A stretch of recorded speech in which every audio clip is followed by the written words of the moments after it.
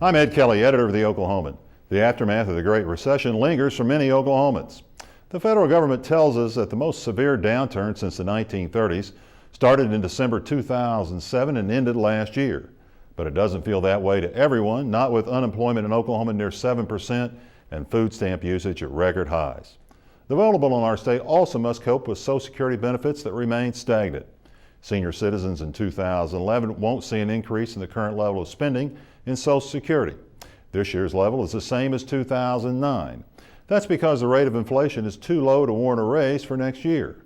House Speaker Nancy Pelosi promises a vote after the election to give seniors a one-time payment of $250 in lieu of a cost of living raise.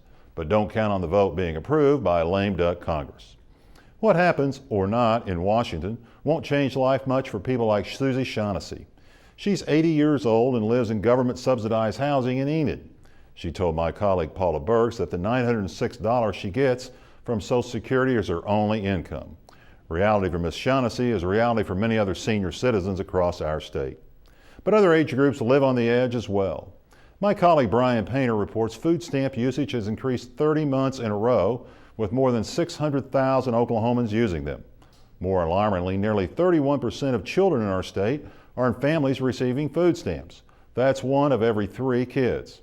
Painter talked to Howard Hendrick, who runs Oklahoma's welfare agency.